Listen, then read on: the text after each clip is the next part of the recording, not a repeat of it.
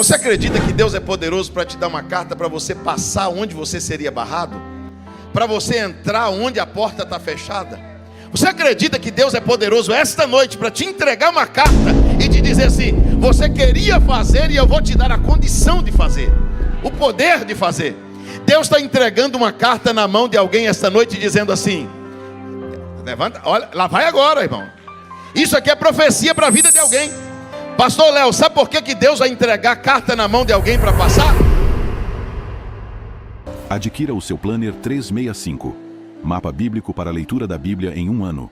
Condição especial de lançamento, apenas R$ 19,90. Seja um mantenedor do nosso canal. Link na descrição. Neemias 6,15, quem encontrou diz amém. Terminou-se, pois, o muro aos 25 do mês de Elu, em 52 dias.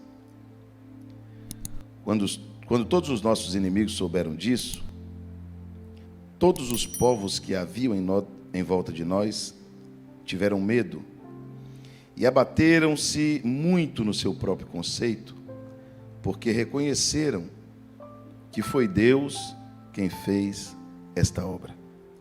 Vocês podem repetir bem forte comigo assim: foi Deus quem fez esta obra? Vamos lá mais uma vez? Agora mais forte. Irmãos, o texto que nós lemos vai nos contar uma das histórias mais brilhantes da Bíblia. A história de Neemias. Eu sou apaixonado com este livro, com este personagem. O Neemias, ele estava cativo em Babilônia, porque Judá passou por um período muito longo de cativeiro. Foram 70 anos. E não se sabe se o Neemias ainda foi para lá bem criança, ou se ele, provavelmente, ele deve ter nascido no cativeiro. Ele estava na fortaleza de Suzã e ele tinha uma função muito importante na Babilônia. Ele alcançou o cargo, a função de copeiro do rei. Você pode repetir comigo: copeiro do rei? Só que o Neemias, ele estava entre aqueles que tinham a promessa de regressar a Jerusalém. E esta promessa Deus havia feito, que assim como o povo havia ido, eles retornariam. Se você ler o cenário da ida, está no Salmo 137. O cenário da volta está no Salmo 126. O Neemias está lá sonhando com o dia de regressar a Jerusalém. E um dia ele recebe a visita de um moço, de um irmão da mesma pátria, chamado Anani. E esse irmão sai de Jerusalém e vai à Babilônia. Quando ele chega na Babilônia, o Neemias pergunta para ele assim: olha, como vai Jerusalém? Ele diz: olha, Jerusalém está destruída, os muros estão fendidos, as portas estão queimadas, o nosso povo está vivendo a pior de todas as misérias. E a Bíblia diz que Neemias muito se entristeceu. Neemias, vamos lá, Neemias. Mas a Bíblia diz assim: e passou a jejuar e orar. E passou o quê? Então só entristecer não resolve. Não adianta sentir tristeza por uma causa sem tomar uma atitude por ela. Não adianta ficar triste pela família, triste pelo Brasil, triste pelo Rio, triste pelas pessoas. Se você não faz nada para mudar. Só tristeza não resolve. O Neemias ficou triste, mas foi orar e jejuar por aquela causa. Como copeiro do rei, pastor Léo, Neemias tinha algumas responsabilidades. E a Bíblia diz que ele servia, se você ler o capítulo 2, a partir do capítulo 2, a Bíblia diz que Neemias servia o rei todos os dias. O que Neemias fazia? Só que agora Neemias recebeu uma notícia e muito se... vocês são bacanas. Ele recebeu uma notícia e muito se... Mas ele tinha uma função. Qual que era a função dele? Pronto, servir ao rei. Então Neemias está profundamente triste, mas ele está na escala, ele tem trabalho. Ele tem uma função. E ele comparece perante o rei profundamente triste para servir. Porque o dia que a tua tristeza te impedir de servir, você foi reprovado. O dia que a tua tristeza te trazer para o culto e você não cantar, você não glorificar e fazer da sua dor uma pirraça, você está reprovado. O dia que você chegar aqui e dizer para Deus: hoje eu não canto porque eu estou triste. Se eu fosse você, eu cantava chorando, mas cantava. Se eu fosse você, eu cantava, até porque a adoração não tem nada a ver com alegria, com felicidade. É um estado de espírito. É uma coisa totalmente incondicional. Quantos vieram servir ao rei aqui hoje? Agora, olha que fato interessante. No capítulo 2, diz que o Neemias pega o vinho, para entregar ao rei, que era das coisas mais importantes que o copeiro fazia, essa era a mais importante. Primeiro, porque ele tinha que conhecer o paladar do rei. Ele só poderia servir ao rei aquilo que o rei gostava. Segundo, não podia estar envenenado. O copeiro, ele provava para entregar. E vinho na Bíblia, muitas vezes, representa alegria. Representa? Mas o Neemias está profundamente levando o que para o rei? Então diga para o teu irmão, não permita que a tua tristeza te impeça de levar alegria ao rei. Sabe o que é levar alegria ao rei? É entrar aqui triste, mas cantar com coração, com alma. Você sabe o que é levar alegria ao rei? É a sua vida não estar como você queria, as coisas não estar como você desejasse, e você entrar aqui e dizer, Senhor, eu estou aqui para te servir. Levanta comigo as suas mãos aos céus, por um minuto dê glórias a Deus, independente de como está teu coração. Se você está triste, alegre ou não, dê glórias ao nome do Senhor. Você está aqui para servir ao rei. O Neemias está levando alegria ao rei, pastor Léo. E olha que interessante isso aqui, irmãos. Quando o rei olha para ele, o rei percebe que ele está triste. Porque o Neemias diz assim, eu nunca antes estivera assim diante do rei. Porque tem tristeza que dá para esconder. Sim ou não? Sim, irmão, tranquilo. Você esconde das pessoas, ninguém descobre. Você sorri. Você mostra que está bem. Está tudo bem, está tudo bem. Você abraça as pessoas, você sorri. Ninguém percebe. Só que tem tristeza que ela sai do coração e vem para a face. Essa não dá para esconder. É aquela que as pessoas olham nos teus olhos e dizem assim, eita, ela não está bem. Por mais que você não queira mostrar fraqueza, os seus olhos dizem. A sua fisionomia diz, o seu semblante diz que você não está bem. E o Neemias agora está levando o vinho ao rei. Primeira pergunta do rei para Neemias. Por que estás triste? Qual foi a primeira pergunta? Porque se você se preocupar em agradar ao rei, o rei também se preocupará com a sua tristeza. Ou você acha que Deus não está nem aí para os seus problemas? Ou você acha que Deus só quer que você cante, oferte, sirva e vem para a igreja e ora? Não. Deus se importa com a sua tristeza. Deus se importa com os seus problemas. Por que estás triste? O Neemias diz, olha, como eu não estaria triste se a cidade dos meus pais, a cidade que eu amo, está destruída? Os muros estão fendidos, as portas estão queimadas, o meu povo está sofrendo. Aí o rei olha para Neemias e diz assim, pastora Rafaela, e o que eu posso fazer para lhe ajudar? O Neemias está diante do rei, ele precisa pedir certo, porque não é só pedir, é pedir certo. O Neemias diz, eu quero cartas. Levante as duas mãos e repita isso, eu quero cartas. Diga mais forte. Diga com quem vai receber hoje. Deixa eu explicar para vocês em 1 minuto aqui. O Neemias era cativo. O que o Neemias era? Neemias amava Jerusalém, sim ou não? Queria a restauração de Jerusalém, sim ou não? Mas ele podia ir a Jerusalém? Por quê? Porque ele era cativo, irmão. Ele não pode atravessar a fronteira. Ele não pode, estou indo para Jerusalém. Não pode, ele é cativo. Quando você é cativo, você está numa situação que você quer fazer, mas não pode. Você deseja fazer, mas não tem condição de fazer. O Neemias olha para o rei e diz assim, olha, eu quero cartas. O rei olhou para ele e disse, qual carta? Ele disse, primeiro, eu quero uma carta para os governadores que estão da além do rio, porque da além do rio era a fronteira. Da além do rio era a... E o Neemias sabia que por mais que ele quisesse ir a Jerusalém, quando ele chegasse na fronteira, ele seria barrado. Por quê? Porque ele era cativo. Quando você é cativo, irmão, você pode querer fazer, mas às vezes você não tem o poder para fazer, a condição para fazer. O Neemias diz, eu quero uma carta para o chefe da floresta, porque se eu desejar ir a Jerusalém com a minha própria força, eu serei barrado. Então eu preciso de uma liberação.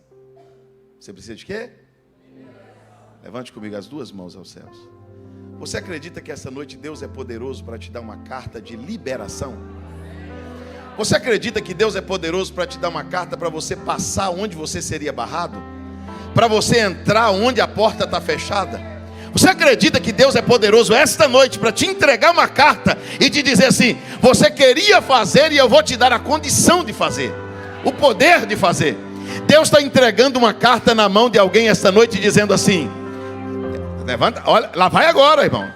Isso aqui é profecia para a vida de alguém. Pastor Léo, sabe por que Deus vai entregar a carta na mão de alguém para passar? Porque você não vai entrar pelas vias incorretas onde você precisa. Você não vai entrar de forma clandestina onde você precisa. Você não vai fazer como quem quer entrar na América, que entra pelo México, pelo deserto, Não. Deus está dizendo assim: você vai entrar, mas vai entrar documentado. Você vai entrar pela porta, mas vai entrar pela porta da frente. Deus está liberando hoje algo para a tua vida. Pegue a mão de alguém e diga assim: há uma liberação de Deus para a tua vida nesta noite. Quantos concordam com essa palavra? Diga glórias a Deus. Deus te dará uma carta de liberação. Porque tem lugar que você não entra com a tua assinatura. Tem lugar que você não entra com o teu nome. Tem porta que você só passa se o rei assinar. Neemias olha para o rei e diz assim: olha, eu gostaria de mais uma carta. Qual carta? Eu queria uma carta para o chefe da floresta. Para quem? Por quê? Neemias diz assim: porque eu tenho um projeto. E eu preciso de madeira para a construção. O mais interessante, irmãos, é que o Neemias tinha um projeto.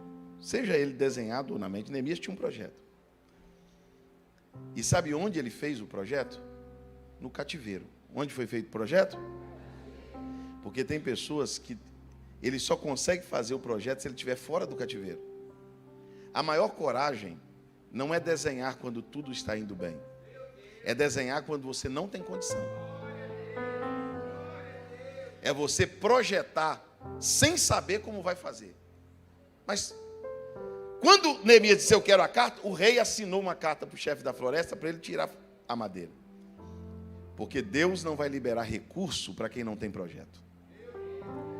Diga para o teu irmão assim: o desenho é contigo, o recurso é com o rei. Pastor, e Deus vai mandar quanto de madeira, quanto de recurso? Aí depende do tamanho do desenho. Aí depende do tamanho do projeto. Deus não tem problema com um projeto grande, porque a floresta é dele. O que precisar. Quem concorda nessa noite que tem projetos que estão prontos para sair do papel? O Neemias pega as duas cartas. Um grupo de pessoas acompanha Neemias, porque Deus não vai te dar só as cartas, Deus vai te dar quem acredite no projeto. Deus vai te dar um grupo de pessoas para acreditar naquilo que Ele te deu. O Neemias vai para Jerusalém e começa o processo. É aqui que eu quero que você dobre a atenção. Eu geralmente não me demoro pregando. Prego rápido. O processo mais doloroso começa agora, porque o Neemias entra em Jerusalém e ele anda dentro da cidade sem saber por onde começar.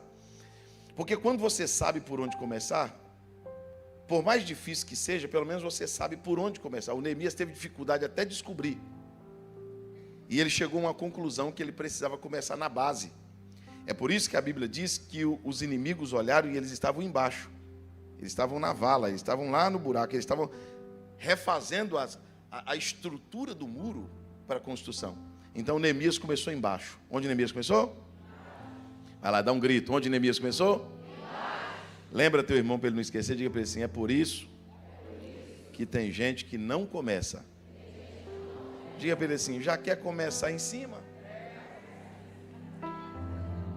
Por isso tem gente que não começa.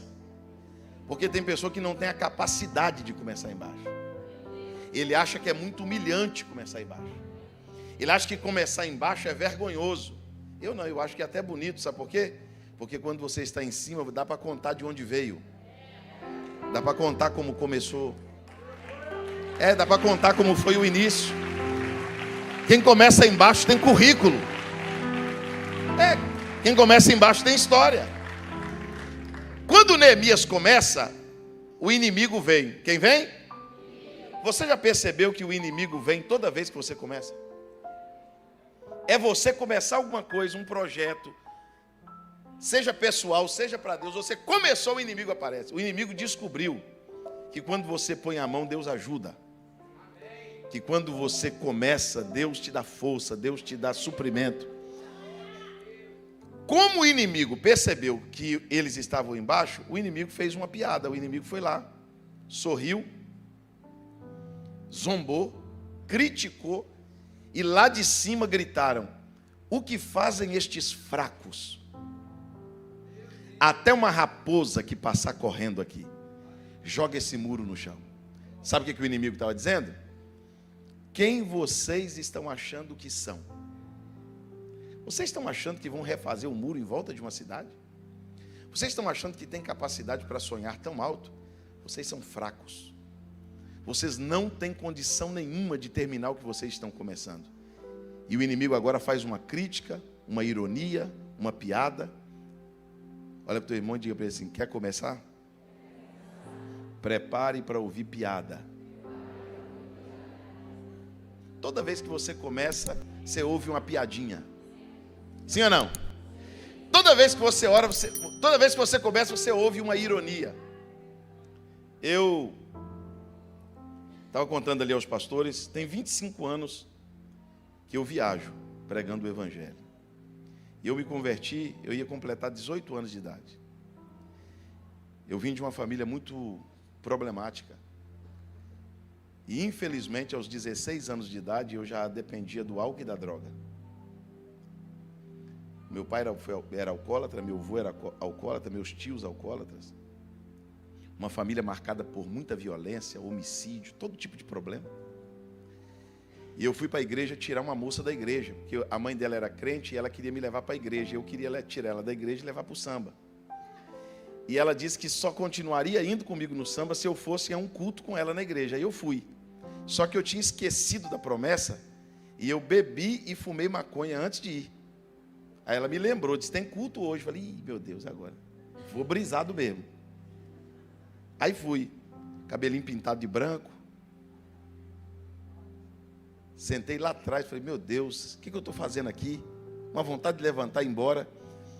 Mas o pregador, eles cantaram, o pregador começou a pregar, a mensagem começou a falar comigo. Eu comecei a olhar para os crentes assim, eu falei: rapaz, ser crente deve ser bom. Ninguém bebe, ninguém usa droga. Eles cantam felizes. Aí passou uma irmã perto de mim assim, eu falei: rapaz, para me fazer um negócio desse eu tenho que fumar 3. Não usou nada? Não, mas a alegria do Espírito Santo. Eu falei: rapaz, eu estou querendo essa alegria para mim. Como é que faz para ser feliz assim? E eu sentei, irmão, eu aceitei Jesus numa igreja interior. Os irmãos sabem, o povo é muito tradicional. Então, do meu lado tinha um irmão simpático, sorridente, feliz, conversou comigo durante o culto. Mas do outro lado tinha um irmão carrancudo, feio. E o pregador começou: quem quer entregar a vida a Jesus? Quem quer ser crente? E eu com vontade de ser, sem saber como fazia. Falei: vou perguntar para alguém. Em vez de eu perguntar para o irmão simpático, eu perguntei para o... Caí num laço, irmão. Falei: irmão, eu estou querendo... Falei bem baixinho: eu estou querendo aceitar Jesus, só que eu fumei maconha. E bebi também. Eu posso aceitar Jesus hoje ou eu tenho que voltar em outro culto? Ele olhou para mim e disse assim: Jesus aceita qualquer porcaria. Espera aí, irmão. Pegou minha mão sem minha autorização e gritou: uma alma para Jesus. Me levaram para o altar. Sai cachaça, sai maconha, sai demônio, sai... Me cumprimentaram. Irmão, eu fui da igreja na minha casa dando a paz do Senhor para todo mundo na rua. Paz, a paz, a paz, a paz. Cheguei em casa, falei para minha mãe: agora eu sou crente. Minha mãe disse: não brinca com as coisas de Deus. Eu falei: não, mãe, agora eu sou crente de verdade. Meu pastor se chamava Ataí de Prado. E toda vez que eu via o meu pastor chegar bem elegante no altar com aquele terno bonito, eu disse: eu vou comprar um terno. Só que a condição era pouca. E eu esperei fazer um bazar na igreja. E bazar na igreja de roça não é brincadeira não, irmão.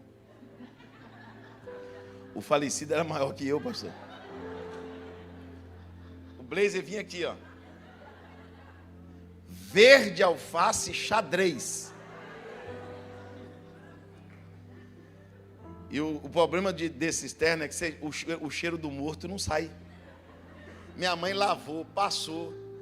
Eu falei, domingo eu vou para a igreja, eu tinha me batizado. Eu obriguei o pastor a me batizar com um mês de crente. Irmão, quer ver eu desconfiar de uma pessoa? É quando ele se converte e não quer batismo. Porque o batismo é a prova pública da fé. E todo dia eu chegava, pastor, me batiza. E o pastor dizendo, meu filho, você não está fumando maconha não?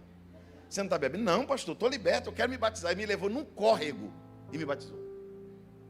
Num córrego, me batizou, meu filho, agora você está batizado. Domingo, eu falei, domingo eu vou de terno. Eu tinha comprado um terno.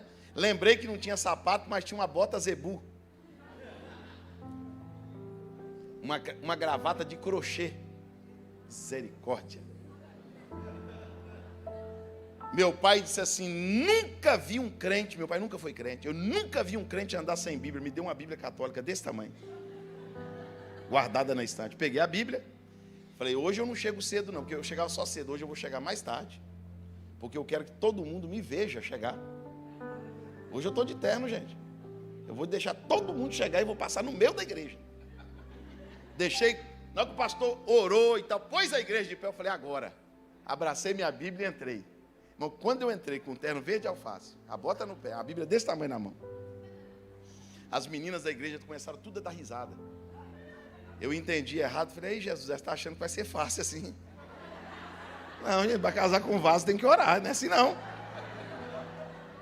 Fui lá para frente, me sentindo um pastor, sentei lá na frente, perto dos obreiros, todo intrometido, sentei lá na frente, para todo mundo me ver lá.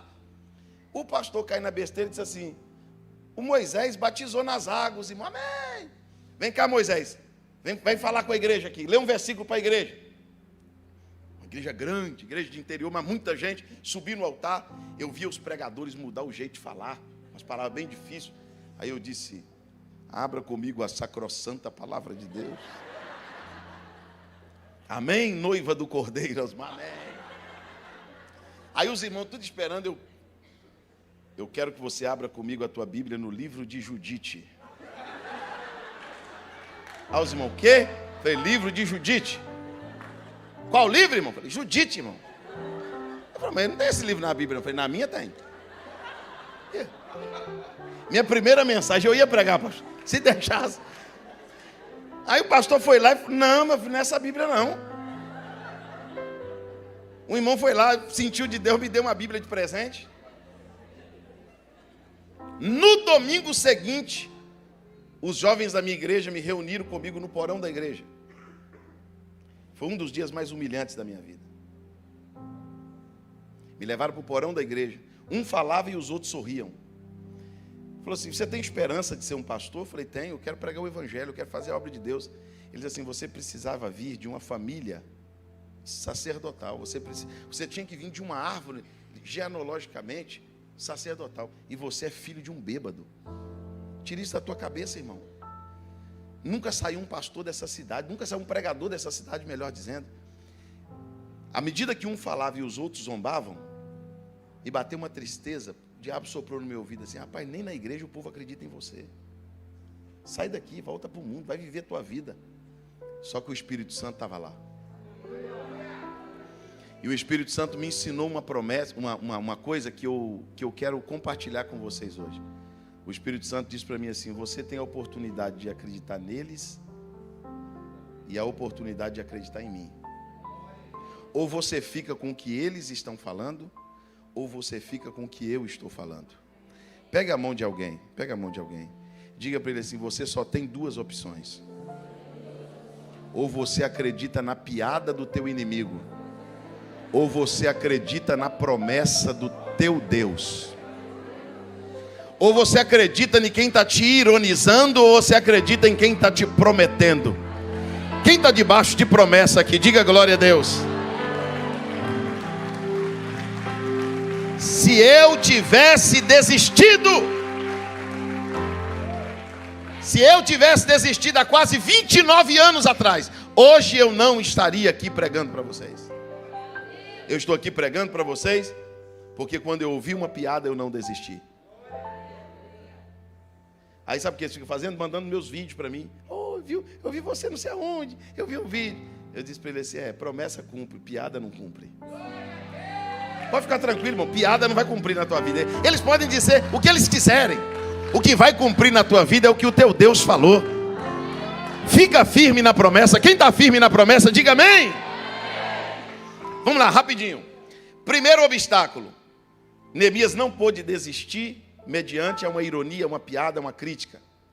O inimigo, percebendo que eles não desistiam, levantou uma guerra. Levantou uma? Esses crentes, eles são insistentes, mas eles não são bons de guerra não. Nós vamos levantar uma guerra aqui, vamos colocar eles para correr.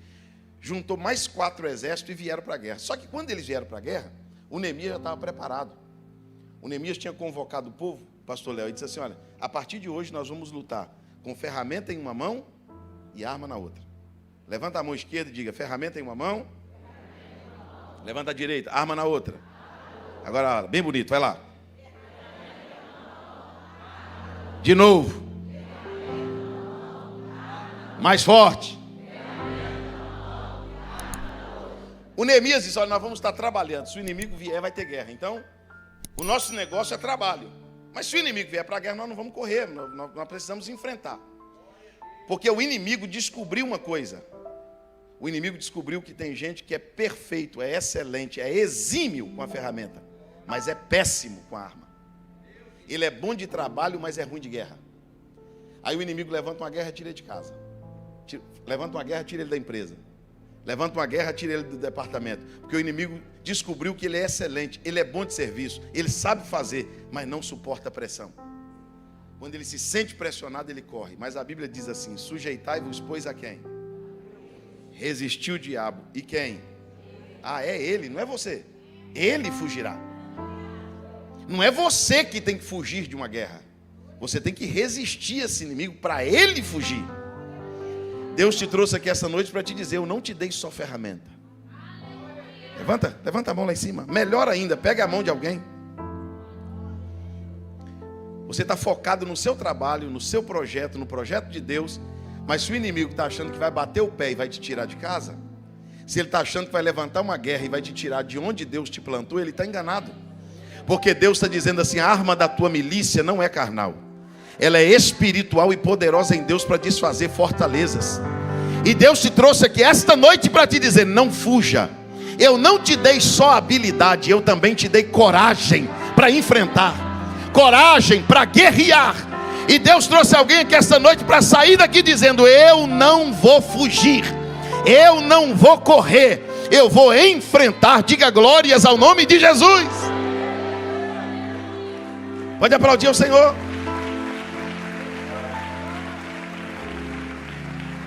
Primeiro obstáculo.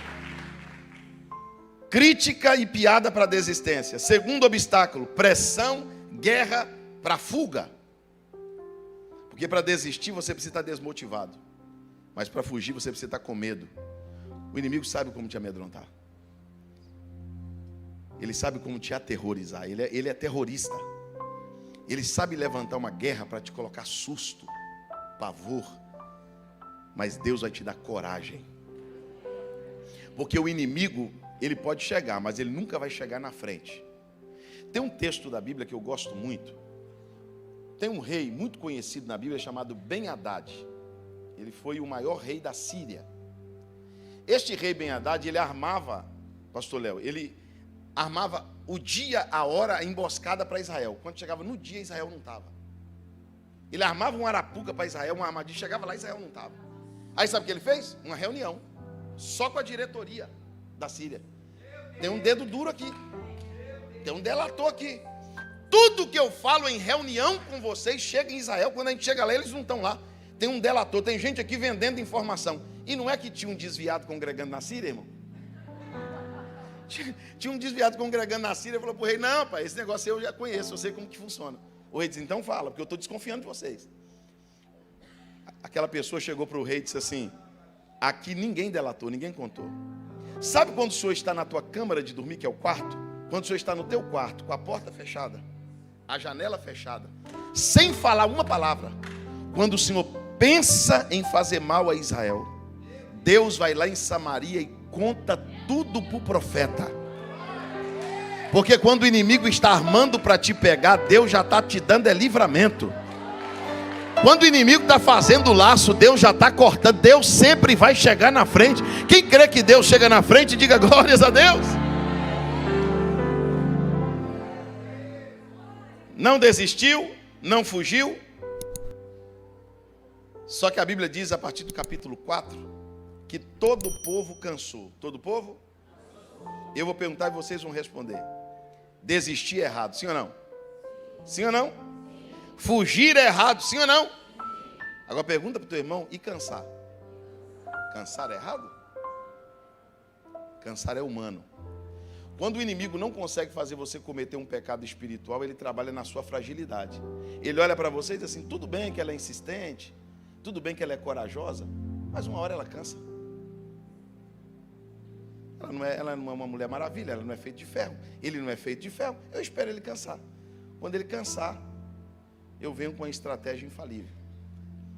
Quando o povo cansou, todo o povo cansou, a ponto dos carregadores de pó não terem força para tirar o entulho da cidade. O inimigo vem de novo, mas não vem para a guerra. Ele não vem para a crítica. A Bíblia diz que ele faz uma festa no vale de Ono. Ele faz uma festa. O que ele faz? Não, isso aqui você não pode esquecer mais nunca. O que ele faz? Porque quando você está começando, o que funciona é piada. Quando você está trabalhando, o que vai funcionar é levantar uma guerra para te tirar de lá. Mas quando você está cansado, não adianta te criticar. Não adianta levantar guerra. Ele fez uma festa e chamou Neemias 4 vezes para ir para lá. Porque agora ele está dizendo para Neemias o seguinte: Neemias, esse projeto está sugando as suas forças. Se você largasse essa família sua, você ia ter mais paz. Você está gastando muito tempo com esse povo. Sua vida é só Deus, sua vida é só família, sua filha é só igreja, sua vida é só trabalho. Você nunca percebeu que as pessoas não merecem isso? Sabe o que você está precisando, Neemias? Relaxar. E aí a gente fez uma festa aqui em Ono e te convidamos para lá. Desfoca um pouco do muro, desfoca um pouco do projeto. Vamos lá para Ono. Lá, chega lá no Vale de Ono, você relaxa, conhece gente nova. Você está precisando de um tempo só para você. Eu vou te apresentar gente nova. Esse marido seu, isso não é gente não, isso é capeta. Lá em Ono eu vou te apresentar uma pessoa simpática. Você vai sair, você fica aí na igreja, oração, para Jesus libertar, nada.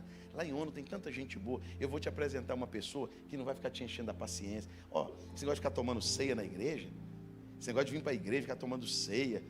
Não, vamos lá em Ono. Você está precisando tomar outra coisa. Você está precisando relaxar. Neemias, ó, se você for para Ono, lá para o vale, Deus vai entender porque você está cansado. Como Deus vai te julgar se você está cansado?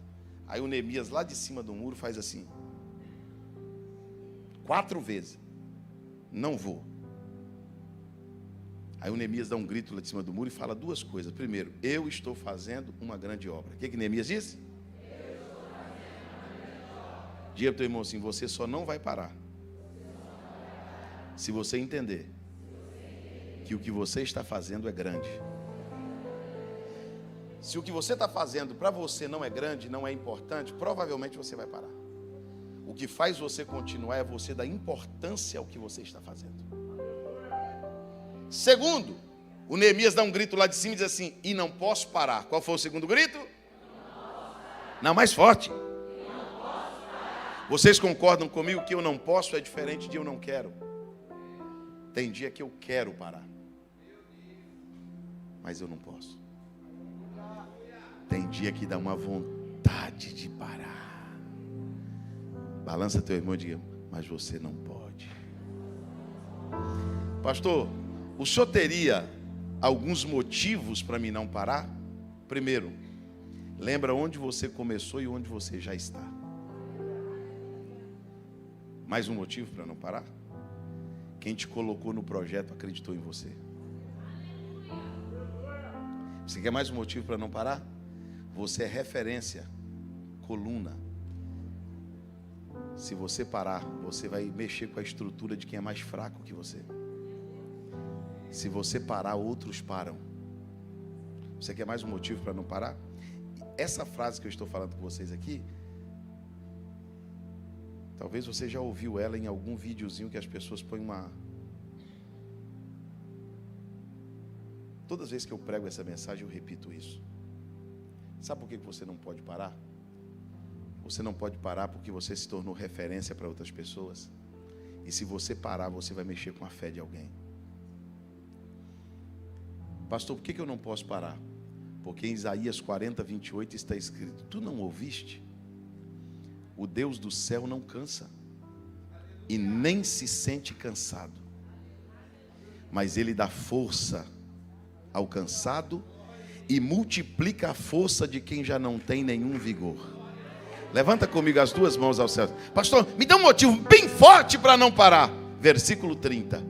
Os que esperam pelo Senhor terão suas forças renovadas. Subirão. Repita, subirão. Não, grita. Mais forte.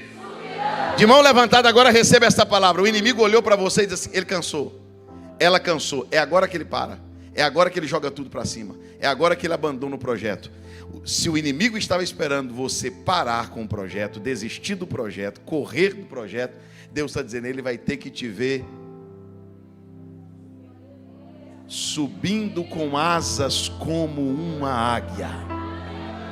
Quem vai subir com asas como águia? Que dê glórias a Deus.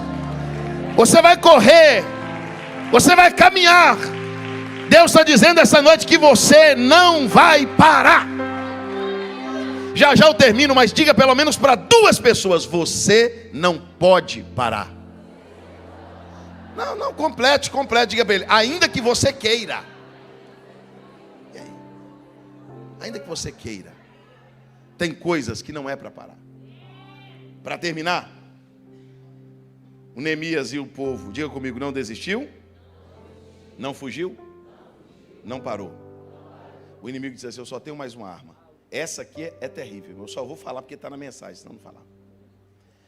O inimigo fez uma reunião e disse assim: vamos nos infiltrar no meio do povo e vamos levantar um de dentro, do meio deles, para profetizar contra o muro.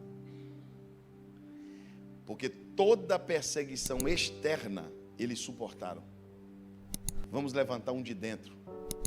Vamos fazer ele sofrer com alguém da família. Já que o ímpio perturba ele e não dá certo, vamos colocar um crente para perturbar ele. Outra pessoa da mesma fé, um de dentro. Se usar um de fora, não adianta. Se Satanás usa um de fora e não adianta, ele pega um próximo. Para quê? Para a sua decepção ser profunda. Para te machucar. Para te sangrar. Porque você espera tudo, qualquer coisa, de quem é externo. Mas você não espera isso de quem é de dentro. Você não esperava isso de alguém tão próximo. Você não esperava uma traição. Você não esperava uma fofoca, uma calúnia. Você não esperava que alguém desejasse seu mal estando tão próximo. Mas Neemias não focou nisso. Ele continuou, mesmo machucado. Ele continuou focado no muro. E no capítulo 6, no versículo 15, a Bíblia diz assim: terminou-se, pois, o muro. Quando o muro termina, no capítulo 6, versículo 15, acontece três coisas, e aqui eu termino. Primeiro, a Bíblia diz que o inimigo temeu. O inimigo?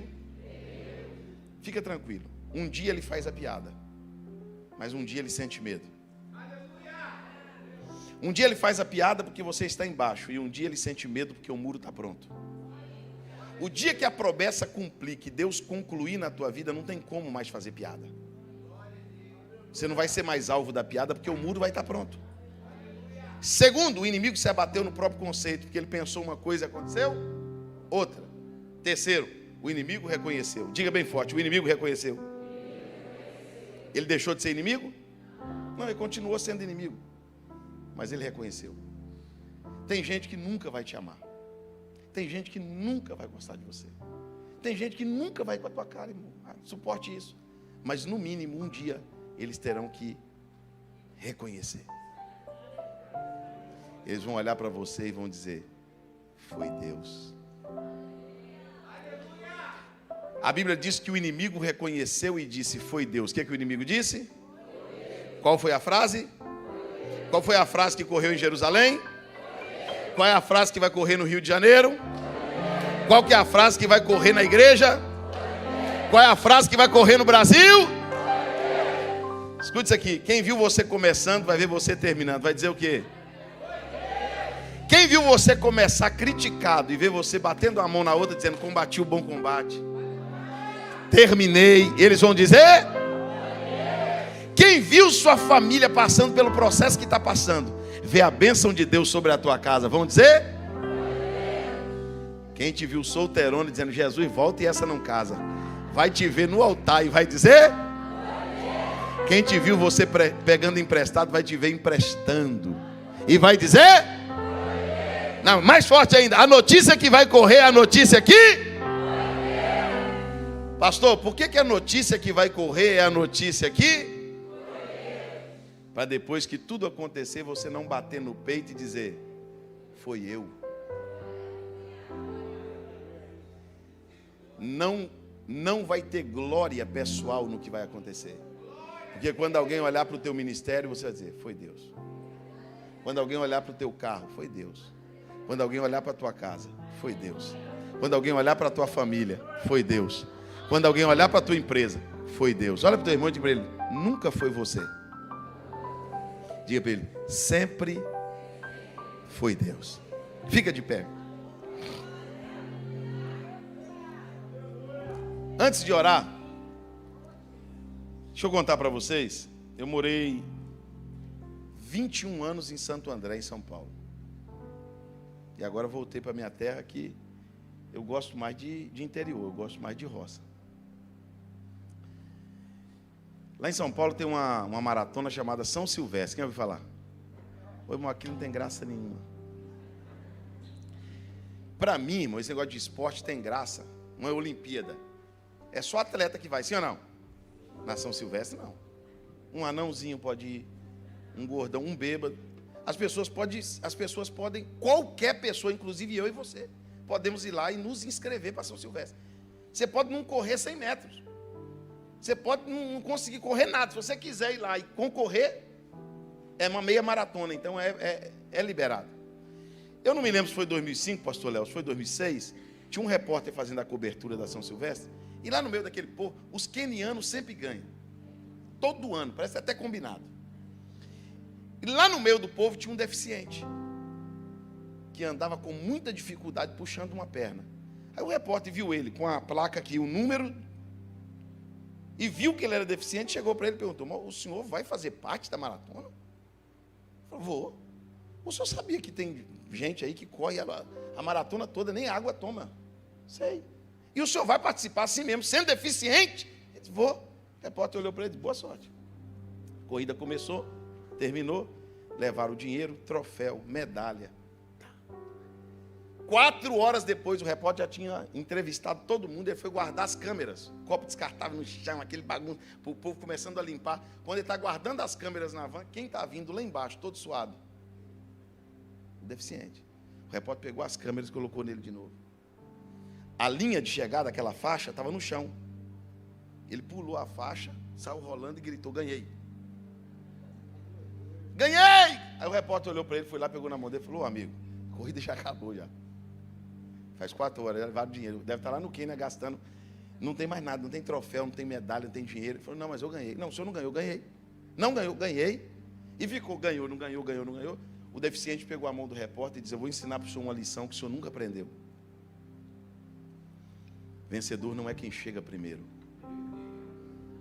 Vencedor é quem começa uma maratona e termina uma maratona. Pastor, e o que essa história tem a ver com a minha vida? Tudo. Porque as suas deficiências não podem ser desculpa para as suas desistências. As suas deficiências não podem ser desculpa para as suas fugas. Você não pode parar e pôr culpa nas suas fraquezas. Eu parei porque eu tenho uma deficiência. Não. Mesmo puxando de uma perna, mesmo se arrastando, mesmo tendo debilidades, você é capaz de começar e de terminar. Termino com uma pergunta e nós vamos orar. Se um dia você precisasse reunir os seus netos, os seus filhos, em volta de uma mesa ou em uma sala, você ia dizer para os seus filhos, seus netos, seus bisnetos, sua descendência: o vovô desistiu. Quando me criticaram, quando zombaram de mim, eu não suportei e desisti. Olha, a vovó fugiu porque a vovó não aguenta guerra. A vovó não aguenta pressão, então eu desisti, eu fugi. Você vai dizer para os seus filhos assim: eu parei, o cansaço me venceu. Ou você vai olhar para a tua descendência e vai dizer assim: eu combati o bom combate, eu terminei a carreira, eu guardei a fé. Dê a mão para esse irmão que está ao teu lado. Adquira o seu Planner 365. Mapa bíblico para a leitura da Bíblia em um ano. Condição especial de lançamento, apenas R$ 19,90. Seja um mantenedor do nosso canal. Link na descrição.